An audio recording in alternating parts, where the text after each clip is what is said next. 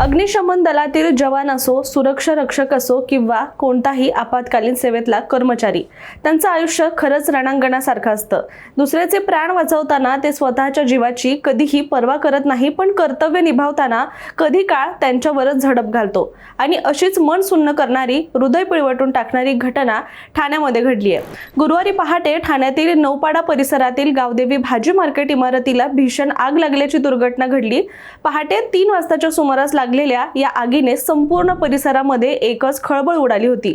त्यानंतर आग विझवण्यासाठी अग्निशमन दलाचे जवान तातडीने घटनास्थळी दाखल झाले।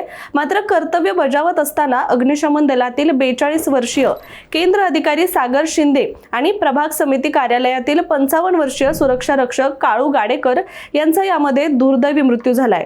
या घटनेमुळे संपूर्ण ठाणे शहर हळहळलं आहे। विशेष म्हणजे सागर शिंदे यांना अवघ्या 2 महिन्यांपूर्वीच कन्यारत्न प्राप्त झालं होतं, पण आता त्यांच्या निधनानंतर त्या चिमुकलीवरचं डोक्यावरचं पितृछत्र हरपलंय। त्यामुळे सर्वत्र शोक व्यक्त केला जातोय। दरम्यान सागर शिंदे यांच्या पश्चात त्यांची आई, पत्नी आणि ही 2 महिन्यांची चिमुकली असा परिवार आहे। शिंदे यांचं पार्थिव नितीन कंपनी येथील अग्निशमन केंद्रात आणण्यात आलं। इथे लोकप्रतिनिधी, अग्निशमन अधिकाऱ्यांनी त्यांना मानवंदना दिली, तर काळू गाडेकर यांचं पार्थिव शवविच्छेदनानंतर त्यांच्या मूळ गावी पुणे जिल्ह्यातील आंबेगाव तालुक्यातील गाडेकरवाडी इथे नेण्यात आलं। या घटनेमुळे अग्निशमन दल आणि स्थानिक प्रशासनावर शोककळा मात्र आता पसरली आहे।